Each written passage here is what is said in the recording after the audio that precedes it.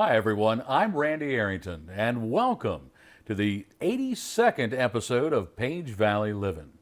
We're here today in the Weakley home just north of Luray to talk with Emilee Weakley, who has just this past May graduated from Frostburg State University in just 3 years after finishing as one of the best players in NCAA Division II basketball. She set a lot of records at Luray High School, and with her time with the Bulldogs, we'll go down memory lane and talk about a few of those games and moments, as well as the many achievements that she made at Frostburg State. And we'll also talk about kind of the general college experience overall. We'll talk about all of that and more when we come back after a word from our sponsor. Hawksbill Assisted Living in Luray is now accepting new admissions. Hawksbill Assisted Living, powered by Valley Care Management, offers quality care at affordable rates, professionally trained staff, and veterans aid and attendance. Come visit Hawksbill Assisted Living, located near the beautiful Hawksbill Greenway in Luray. Call for a tour today or learn more at valleycaremanagement.com. And welcome back, everyone. Once again, we're in the Weakley home here to talk with Emilee Weakley, a local legend in girls basketball at Luray High School, and then went on to be a legend at the Division II level in NCAA. Emilee, thank you so much for being with us today. Yeah, thank you for having me. I really appreciate it. Absolutely. We've been waiting on this interview for a while, and we were anxious and very excited that you said yes. So thank you so much. A lot of the people around, they know what you meant to local athletics here in soccer and basketball, and you raised the bar at LHS for both of those sports. The basketball team went to 3 state title games, 3 appearances in that championship game, 1 state championship you came away with. There was the first appearance in the state playoff, state tournament for the girls soccer team. So many accolades, so many moments in your high school career. Is there one moment or achievement that maybe stands out amongst the others? Definitely our state championship. Our state championship in basketball, and then honestly to mention soccer, when we beat Clark County and won the regional championship. I think they had won like 38 games in a row or something like that in the last few seasons that they had, and nobody could ever escape them. And when we won the regional championship, it felt like a state title to us. But that was an amazing feeling too for the soccer side. I bet it was, because Clark, a perennial powerhouse in both boys and girls soccer. Gosh, yes. And I remember when y'all did that, I was like, that is a big deal. But I got to say, the state games, the state championships, going down to VCU, to the Siegel Center, and watching you girls play was some of the most fun I've had in covering sports. The first year that you went there was just before COVID. It was like that day, almost after the game, there was an announcement that the governor was shutting the state down because of the COVID pandemic. And I remember you guys had your hands full. It was your sophomore year with Gate City, and Gate City had, a D1 player, I believe, who came up and played college basketball, did very well. But then the next year you got your revenge against Gate City. But does that third year against Central Wise, does that one sting a little bit still? Oh my gosh, that one will always sting. It will always stink. Up 13 points heading into the fourth quarter. Oh. I mean, I've already graduated college at this point, played 3 years of college basketball, and I think that's what stings the most. I bet it does. I think a lot of folks would agree with you. That one hurt, because that was a year you guys had proven yourself. You had come of age. You were now in your senior year. You set the single game scoring record for Luray. You had set the all-time scoring record for Luray, boys or girls, and finished your senior year in 4th all-time in VHSL scoring. And to have it right there, I mean, everybody y'all even had the T-shirts, I think, back-to-back T-shirts, and Maybe I'm a little sorry I brought that one up a Oh little my bit, but goodness, it's a yes. stinger. That's a stinger. Those kind of losses. It's like gamblers say, you remember your big time losses more than sometimes your big Oh time yeah, wins. no, absolutely, and it's almost easier to be the underdog, Yes. Yeah. because we'd been the underdogs for so long, and nobody really expects it from you. Right. Right. And then like we had proved ourselves the year before, and even like we'd been winning, I think, all game and up, gosh, like what, 10, 13 points, and then just blew it. Well, Yeah. it happens, and that's why they call it sports. I don't think I've ever been so mad in my life. I bet. I bet. Now, talking about your senior year, I think your senior year was special in several ways. I mean, all state player and everything. Of course, you were that for several years. But the thing that I've talked about with a lot of sports fans in this area is the reason that winter was so special. It was your senior run, and then down at East Rock, it was Tyler Nickel in his senior run. And during that year, as I just said, you became the 4th all-time leader in VHSL scoring. Tyler set the record for boys all-time leading scorer. And I still say, if you hadn't had a COVID season and only 13 games, you would be the leading all-time female scorer. At the time, did you recognize how special that was? 2 players, 30 miles apart, setting the almost all-time records in the same season? I don't think I did, because I was so focused on what I was doing that I never had time or even thought to just kind of sit there and kind of bask in it all, I guess. Yeah. But like looking back, it was really, really special. Yes. I definitely will say there was nothing like playing in your own community and having that support from your own fans. Well, I don't think that will ever happen again, where we'll have a male and a female player here in the Valley in the same season go down as 2 of the all-time greatest to ever play VHSL. I just that is quite likely that will never ever happen again. So you're in a special place in history there. Now, you had numerous accolades. I think one time I counted up, you had like 10 Player of the Year honors.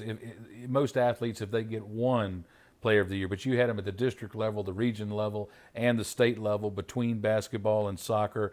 And talking about those 2 sports, I remember interviewing you before, and you mentioned to me that there came a point when you were younger that you had to kind of choose a direction to kind of focus yourself on. Obviously, you chose basketball. Do you ever miss soccer? I miss soccer so much. When I was in 8th grade, my parents made me choose between basketball or soccer, because that's what I was going to pursue in college. That's what they were going to put the money towards, the training towards. Right. And I think at the time, what was I, 13? At the time, I was sitting there and I was like, I don't know. I love both.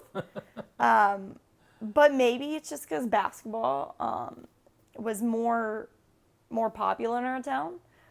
It got more noise. I'm not sure, because soccer was always my favorite. And I'm not sure what made me choose basketball, but I did.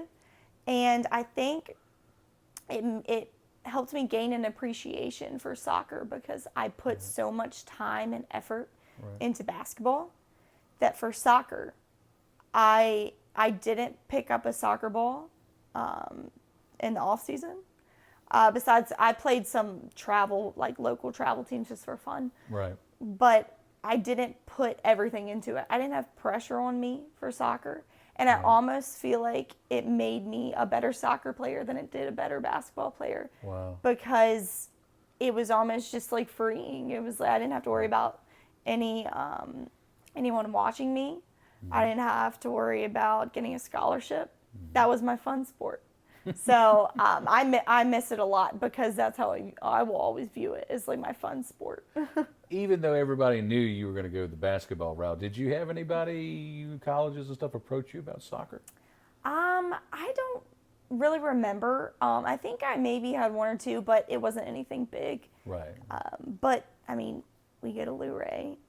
So you have to get your name out there somehow. And I never had like film or anything of me playing soccer. But then when it was too late when I had kind of discussed with my parents the possibility of sending out some film of soccer, but it was kind of too late at that point.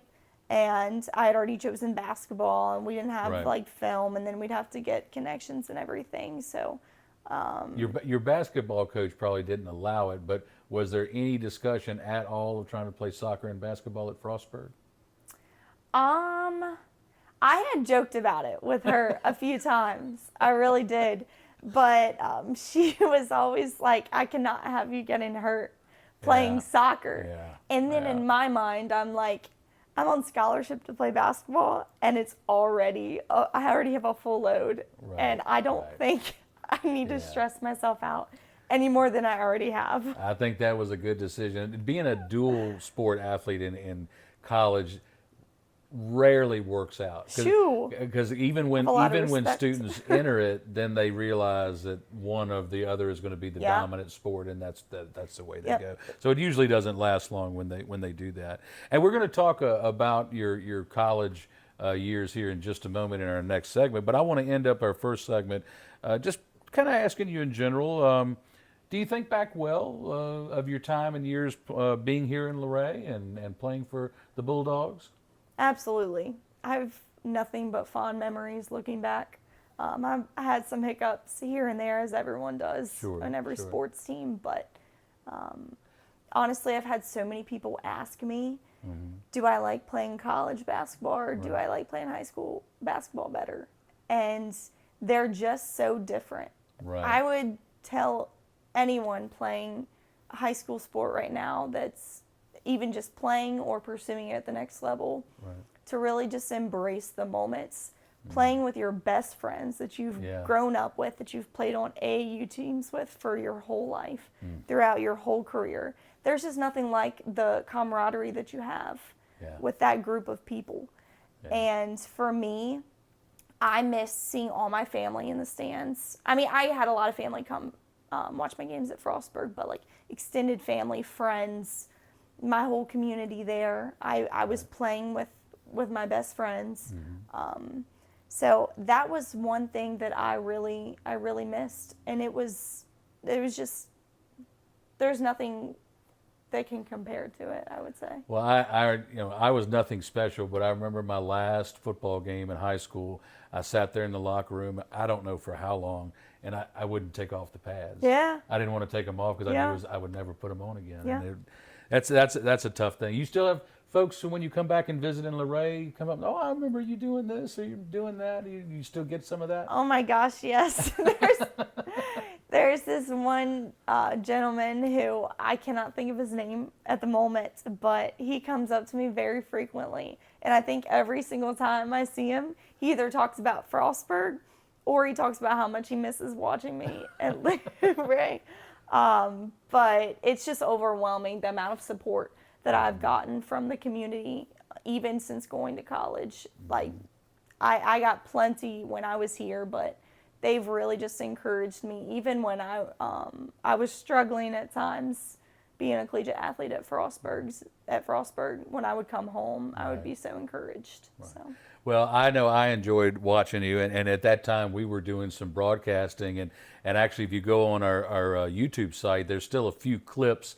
I think the clip from the game where you had 44 points and set the single game record for Luray, and you can view that on our YouTube channel. Well, that was a nice walk down memory lane. When we come back in just a moment, we're going to talk about the college years at Frostburg State University and the fact that Emilee made a name for herself as one of the top women's collegiate basketball players in NCAA Division II. All of that and more when we come back after another word from our sponsor. Whispering Pines Assisted Living is now accepting new admissions. Quality care at affordable rates, professionally trained staff, memory support, and short-term respite stays are all offered by Whispering Pines Assisted Living, powered by Valley Care Management, where home and heart meet. Call for a tour today on Leakesville Road in Luray or learn more at valleycaremanagement.com. Welcome back again, everyone. We're here with Emilee Weakley, and in the first segment, we went down memory lane talking about the high school years, and now we're going to look at her college achievements. Coming out of Luray, Emilee was certainly one of the highest recruited girls basketball players in the history of Luray High School, and you initially committed to Shepherd University, but then switched over to Frostburg State University to follow coach Jenna Eckelberry. Now, I want to know, why did you kind of make that switch and follow the coach, and what did you learn playing under her for 3 years? So I chose to make that decision with a lot of prayer and good counsel from everyone around me. But truthfully, Coach Eck just kind of made me feel at home. I felt that I could trust her. And there was a lot of places that a lot of people I had talked to, a lot of coaches I had talked to, schools that I had visited, and I just didn't feel at peace with my decision to commit there. So I hadn't. And then I visited Shepherd, and Coach Eck actually found me late in the recruiting process, so I wasn't even going to get a full ride there. Whereas I had other offers that I did have full ride offers, but I just felt that was where God was leading me, and so I committed. And then she chose to leave and go to Frostburg, and she asked me to go with her. So I had decided that I was going to go. I toured Frostburg. She offered me, and then I don't remember, maybe a week later, I had chose to accept. But honestly, Coach Eck, I'm so thankful for the opportunity that she gave me. Being a collegiate athlete is hard, and having somebody there that you know always has your back is something that I think every collegiate athlete should look for in a coach. And that was all I truly wanted, to be honest with you, was somebody who I felt truly cared on the court and off the court. And Coach Eck truly taught me a lot. I would say my basketball IQ probably wasn't the greatest because I didn't necessarily like to watch basketball. I like to play it. And so jumping from high school to college basketball was like a whole new world for me. I'm sure. And so I would really say that she helped further my basketball IQ. Well, that relationship, I think that's probably become even bigger in college athletics now with the era of NIL and the transfer portal and all those things. I think that bond and that relationship is becoming even a bigger deal. But, what do you think that Coach Eckelberry maybe taught you that you'll carry with you maybe on in life outside of basketball? Truly, Coach Eck made me feel like I could be successful in whatever I chose to do. Even in life, like when we would talk about my future career, she would always encourage me that I was going to provide for myself, whether I had somebody or not. And she always made me feel like I could do whatever I set my mind to. And that showed on the court too. She made me feel like that she had entrusted me and that she believed in me on the court as well as off the court. Well, you probably have kind of answered this question, but I'm going to ask it anyway because I know at the time when you were leaving Luray to go on to college, a lot of people were asking this question, and I'm going to repeat it now. I know you had at least one D1 offer from Longwood. I don't know if you had others, but why not take that D1 opportunity? So I had a couple, especially after I decommitted from Shepherd, but I just didn't feel at peace. I didn't feel like that was where God was leading me, and I wrestled with the fact, was it like my fear of going outside of my comfort zone and going so far away from home, or was that just like the decision that I made, was that just what God had for me? And I did a lot of pros and cons. Honestly, I heard a lot of people saying like, well, that's dumb. Why would you not go D1? And for me, because it was always my dream. Right. I always did want to go D1. I think that's every young athlete's dream. Sure, absolutely. But as I came to the decision, when it came down to it, I realized, I'd have to give up my summers. I'd have to go play during my summers. It's a job. It is. It's a job, and I would have to do more film. I'd have to do more travel. I would have no Christmas break. I would eat, sleep, and breathe basketball. Take the fun out of it? Yeah, and I realized, I was like, when it comes down to it, I want to graduate with my bachelor's degree. Right. That was my main point and goal when I was going to college.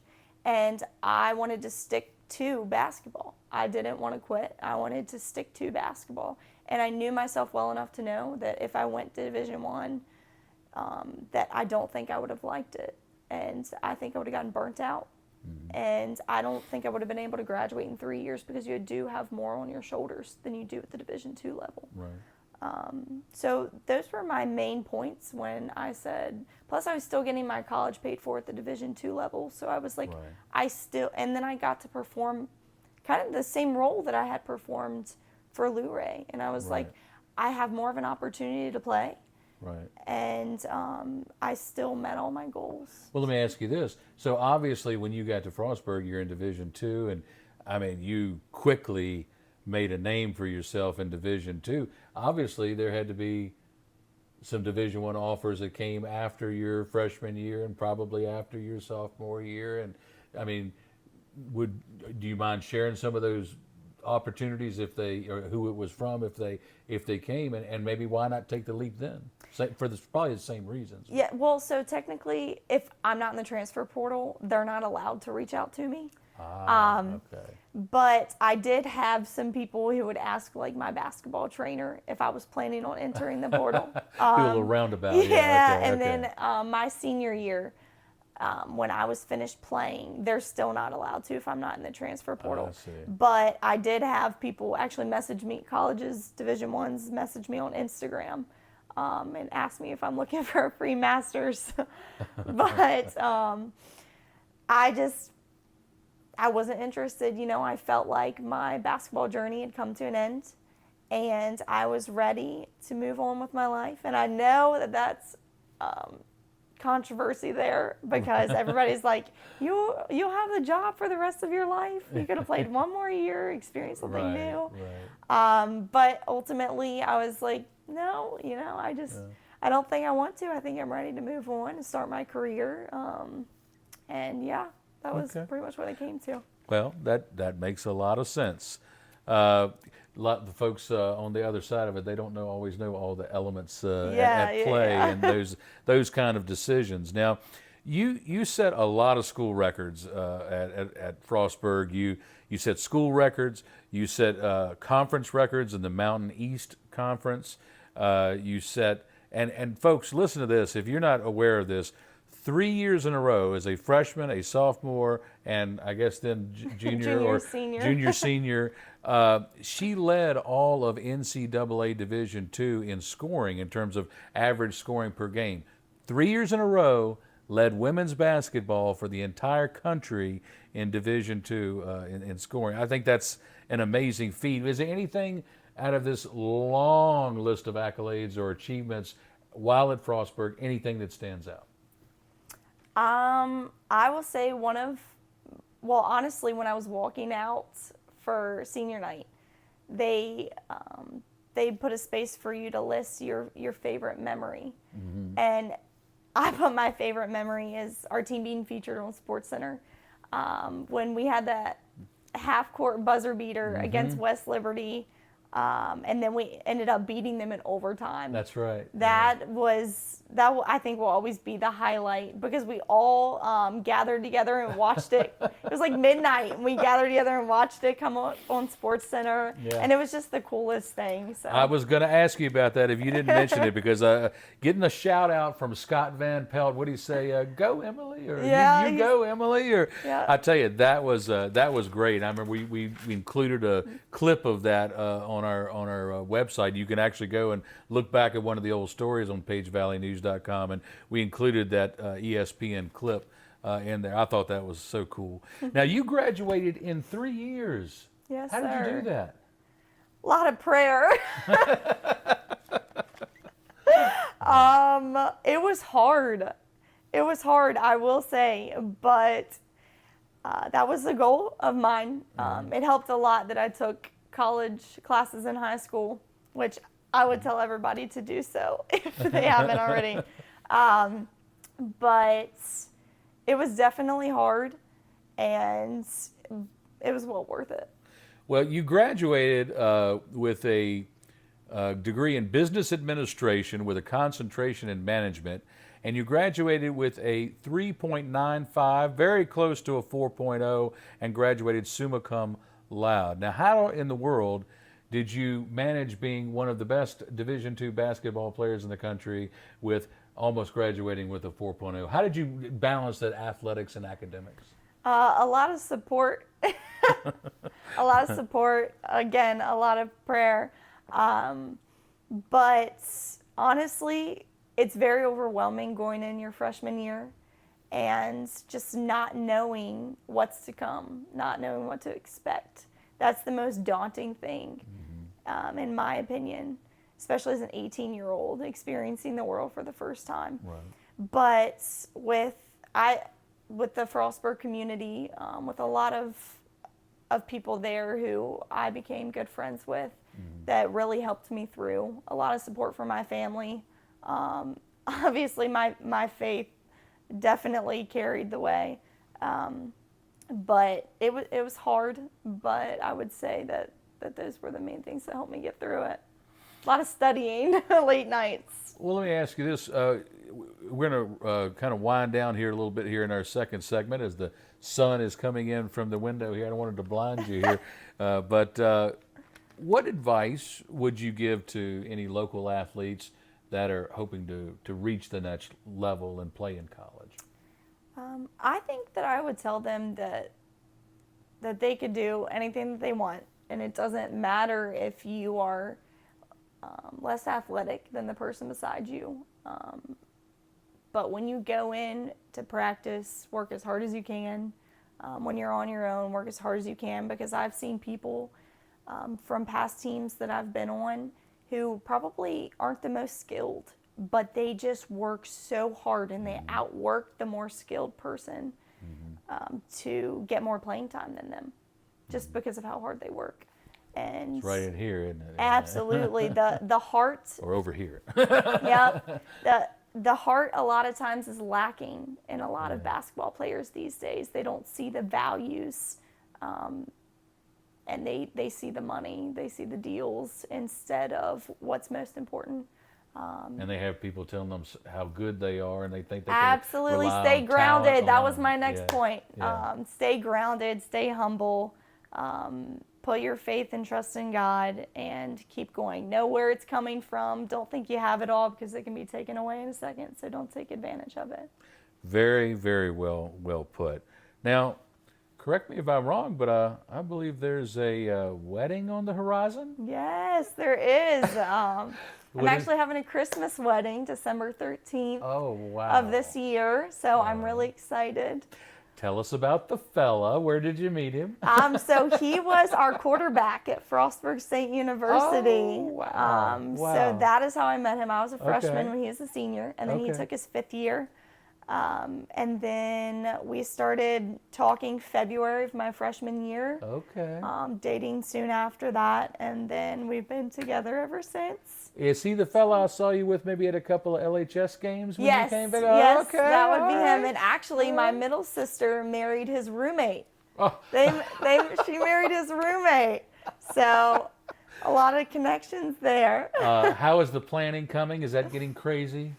Yeah, well, I'm honestly a pretty chill bride, I would say. Like, okay. I'm just, No at the end bridezilla of the day, moments? we're going to get married. So it'll happen the way it happens. I can plan the best I can and just letting it flow. I'm not getting too worked up about it. I have bigger fish to fry. Good attitude. Good attitude. Well, we're gonna wind things up here. with this final question, and I like asking this because to talk about the overall college experience. What did you get out of going to college outside of being able to continue playing basketball and, of course, earning a degree? What else did you get from those 3 years at Frostburg? A lot. Life skills, learning how to deal with all sorts of people, no matter if that's personality, how they look, how they talk, how they dress, everyone, how Right. the melting pot of people that we have in America, having to deal with it all. And learning the class projects, learning to work with other people. I grew a lot as a person in my faith. It really took off as I separated from my parents, had to live on my own. Teaches you responsibility. I learned about time management, organization. I learned to make new friends, get out of my comfort zone, and that it was okay to be different than somebody, and you can still get along, and you can still be friends, although that you have all these differences. And it was honestly just refreshing to see new faces, because in Luray, we have a smaller group of people that we graduate with. So it was just so nice to meet different people, to build different friendships, different bonds. Yeah, kind of broadened your perspective. Absolutely, and actually, a couple months ago, I just got hired with the Boeing company. Oh, wonderful! And like I was asking him a question about what about my resume like stood out to him, and honestly, one of the things he said was being a student athlete. And that all wrapped up into one about dealing with people and time management and learning to work on a team. So it's bigger things too, that's like you're looking forward into your future. You're making decisions as an 18-year-old, but you're going to thank yourself when you make the right decision to start a career and to plan for your future. Well, you certainly have provided a wonderful example for local students here, not just on the basketball court, but in college and in life as well. And Emilee, thank you so much for being with us here today. We appreciate it. I appreciate your time. From the Weakley home, just a little bit north of Luray here, we bring our episode 82 to close here. And, of course, thank Emilee for her time today. If you like today's episode, make sure you hit that like button and share it with a friend. And if you have a chance, subscribe to our YouTube channel. Go to YouTube and just put in Page Valley News. You can see all of the 81 episodes that we've done previously. We'd also like to thank Eleanor Arrington for all of her work behind the camera and in the editing room today. And as we always close every show, make sure you go down to the Page County Animal Shelter and help one of our furry friends find a forever home. For Emilee Weakley, I'm Randy Arrington saying until next week, enjoy that Page Valley living.